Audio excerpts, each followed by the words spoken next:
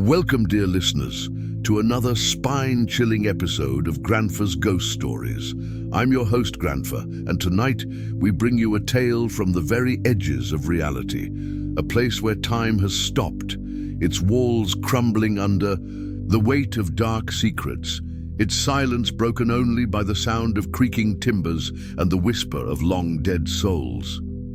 Tonight, we travel to a decaying mansion, its windows boarded up, its doors locked to the outside world.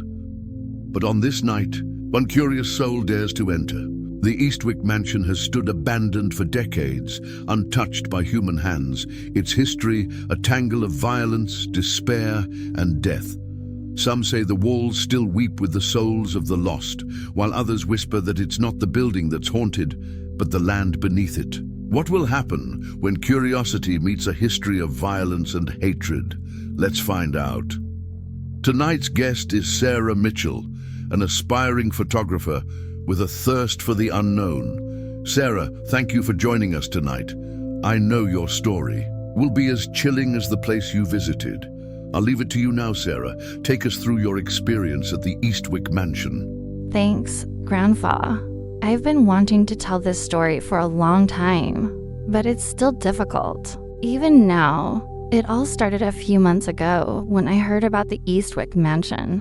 I had heard the rumors, of course people in the town called it cursed, abandoned, and dangerous. But to be honest, I didn't believe in all that supernatural nonsense. I saw it as an opportunity to capture something truly unique. The mansion had been closed off for years, but I managed to get permission to enter, thinking it would be a great photo project. I wasn't prepared for what I would find. As I drove up to Eastwick Mansion, my heart raced with excitement, not fear.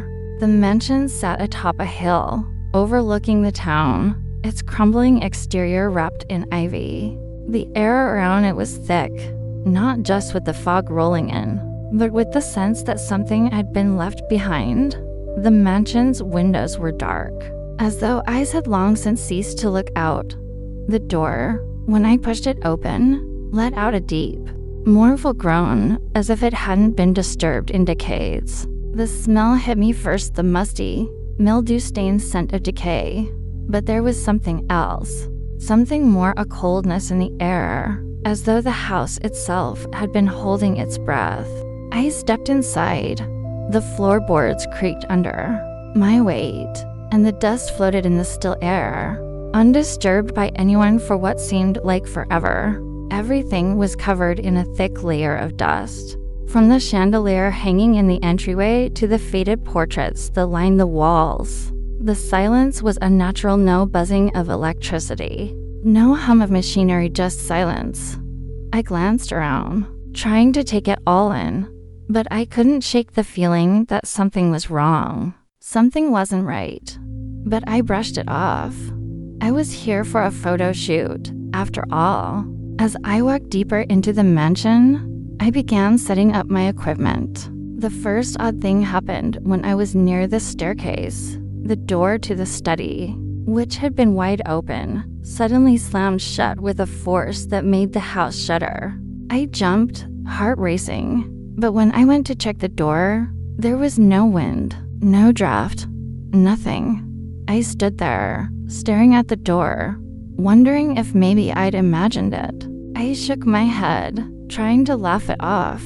This was an old house, right? Things were bound to happen. But then it happened again. This time, a light flickered, just one of the lamps in the corner. I turned to face it, trying to get the shot, but the light blinked, flickered once more, and then shut off completely. I stood still for a moment, waiting for something, anything. But the room remained still, so still. It was then that I felt it, something cold, almost icy, crawling up my spine. I turned quickly, scanning the room, but no one was there. I checked the camera settings, took a deep breath, and moved on. By the time I reached the dining room, I started to feel uneasy. The floor beneath my feet seemed to groan with every step I took. The light from my flashlight cast long shadows against the walls, distorting shapes, making everything seem alive. And that's when I noticed it on the mantelpiece was a picture frame. It was a portrait of a woman. Her eyes seemed to follow me. I stepped closer, my fingers brushing against the frame, and the temperature around me dropped sharply, like someone had opened the freezer door. I froze. The voice wasn't my imagination. I heard it clearly. "Get out, now." It whispered through the air, sending a wave of panic through me. I quickly snapped a photo of the portrait, though I don't know why. It wasn't part of my plan. But I couldn't shake the feeling that something was watching me. I turned to leave the room, but the door wouldn't budge. It felt like something was holding it shut. I stepped back, heart pounding, and when I turned to the mirror beside the door, that's when I saw it. A shadow moving just behind me. It wasn't mine. It was dark, indistinct, but I could feel its presence, pressing closer. I didn't want to look, but I couldn't stop myself. And then, as I stared into the glass, I saw her, the woman from the portrait. Her reflection wasn't the same. Her eyes were hollow, her mouth twisted into a grin, and before I could react, she opened her mouth and whispered, "You shouldn't have come here." I whipped around, but there was nothing. No one. The air grew thick again, colder, and I couldn't breathe. Panic started to flood my chest, but I fought it. I grabbed my camera, ready to leave, but something stopped me. Something. Staring from the corner, the door suddenly swung open on its own, and I backed away slowly, the shadows growing deeper around me. That's when the real terror began. The lights flickered violently, and then the room plunged into darkness.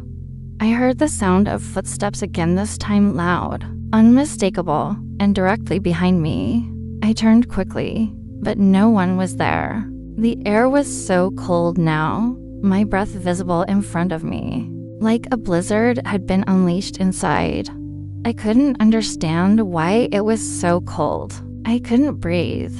I could feel the ghost's presence closer than ever. "You are mine." I stumbled back, nearly tripping over the stairs, but I couldn't stop myself. I turned around, and there it was, the ghost. She was no longer a shadow, no longer just a reflection. She was real, standing in front of me, her pale, hollow eyes, staring straight through me. Her lips curled into a grin that stretched impossibly wide. She raised her hand toward me. I felt the coldness seep into my skin, freeze my blood. "Now, you'll stay with me forever." I bolted toward the exit, running as fast as I could. But it was like the house was twisting, pulling me back. I could feel the ghost's grip on me, its icy fingers pulling at my soul. I ran out the door into the snow, my heart racing. I didn't stop until I was far away, and even then, I could still feel the coldness surrounding me, the whispers following me. I don't know what happened in that mansion. Maybe it's cursed. Maybe it's the land beneath it. But I know one thing. I'll never forget what I saw, what I felt. And as I sit here, I swear I can still hear her, still feel her presence, whispering from the dark corners of my mind. I escaped the mansion, but I don't think I'll ever escape her. Well, listeners, what a harrowing experience shared by Sarah Mitchell. The Eastwick mansion may be long abandoned, but some ghosts, some spirits never leave. And for Sarah, it seems like her escape was only temporary. Remember this, folks. The supernatural isn't always something you can run from. Sometimes it follows you, waiting for the right moment. Stay tuned for more, and until next time, this is Grandfa, reminding you to stay safe and stay scared.